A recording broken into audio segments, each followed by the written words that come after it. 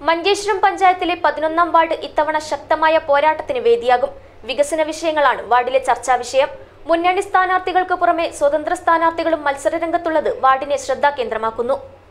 This news brought to you by Tamam Furniture World, Bandiyo, Uppala, Tamam, the ultimate name in the world of furniture. Manjeshwaram പഞ്ചായത്തിലെ മറ്റ് വാർഡുകളെ അപേക്ഷിച്ച് ശക്തമായ മത്സരത്തിന് വേദിയാകുമെന്ന് പ്രതീക്ഷിക്കപ്പെടുന്ന വാർഡാണ് 11ാം ward. മുൻ ജില്ലാ പഞ്ചായത്ത് പ്രസിഡന്റ് സി അഹമ്മദ് കുഞ്ഞിയടക്കം മുസ്ലിം ലീഗിന്റെ നിരവധി നേതാക്കൾ മത്സരിച്ച വാർഡെന്ന പ്രാധാന്യവും ഈ വാർഡിനുണ്ട്. UDFിൽ നിന്നും സമദ് അരിമല, BJPയിൽ നിന്നും സത്യദാസ്, ഇടതുപക്ഷ സ്വതന്ത്രനായി ബഷീർ കനില, സ്വതന്ത്ര സ്ഥാനാർത്ഥിയായി മുഹമ്മദ് സിദ്ദിഖ് റഫീഖ് അടക്കം 4 പേരാണ് മത്സര രംഗത്തുള്ളത്. 2010 നമ്മുടെ മെമ്പറായിരുന്ന ബഷീർ കനില അവർ തുടക്കിവെച്ച വികസനം അത് വളരെ നമ്മൾ വാർഡിനെ നല്ല രീതിയിൽ മുമ്പോട്ട് കൊണ്ടുവന്നു. അതിനുശേഷം 2015 ശേഷം ശംഷീന അബ്ദുൾ എന്ന് പറയുന്ന മെമ്പറും നല്ല രീതിയിൽ വികസനം കാഴ്ചവെച്ചു.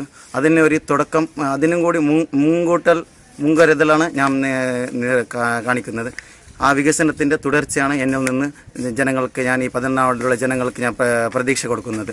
അപ്പോൾ ഈ കൃഷി പ്രധാനമായ പ്രദേശത്ത് പല റോഡുകളും ഇവിടെ മുടങ്ങിക്കിടക്കുകയാണ്. അതിൻ്റെ പണിയൊന്നും തുടങ്ങിയിട്ടില്ല. അതെല്ലാം അത്യാവശ്യമായ ഒരു വിഷയമെന്ന് പറഞ്ഞാൽ വശങ്കടി ബന്ധിപ്പിക്കുന്ന ഒരു വാർഡാണ് ഈ കനില വാർഡ്. ഈ കനില വാർഡിൽ വശങ്കടിയിൽ ഒരു ടോയ്ലറ്റ് എത്രയോ കൊല്ലങ്ങളായി ജനങ്ങൾ ആഗ്രഹിക്കുന്നു. ആ ടോയ്ലറ്റും കൂടി ഇന്ന് വരെ സാധിക്കാൻ നമ്മുടെ ഭരണസമിതിക്ക് കഴിയാത്തത് ഒരു വലിയൊരു പോരായ്മയാണ്.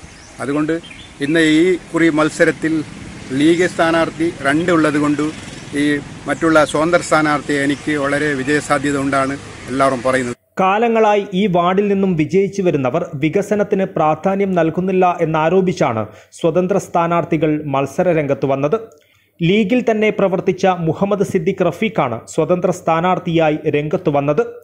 ഇത് പോരാട്ടം കനക്കുമെന്ന സൂചനയാണ് നൽകുന്നത്. ഒരു വികസനം ഈ വാർഡിനെ അവർ കൊണ്ടുവന്നിട്ടില്ല. വികസനത്തിന്റെ കാര്യത്തിൽ ചോദ്യം ചെയ്തപ്പോൾ എല്ലാം എന്തെങ്കിലും തട്ടിപ്പ് പറഞ്ഞ ഒഴിഞ്ഞു മാറുന്നു.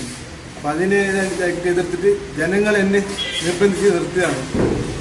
എന്നെ വിജയിപ്പിക്കുമെന്നൊരു ഉറപ്പ് എല്ലാ നാട്ടുകാരും തന്നിരുന്നു. 11ാം വാർഡിലുള്ള ഈ വാർഡിൽ 1261 വോട്ടർമാരാണുള്ളത്. കഴിഞ്ഞ പ്രാവശ്യം 786 വോട്ടർമാർ വോട്ട് രേഖപ്പെടുത്തിയിരുന്നു. UDF 500-ലധികം വോട്ടുകൾ നേടിയാണ് ഇവിടെ വിജയിച്ചത്. Abdul Rahman Udyavar, news bureau, Manjeshwaram.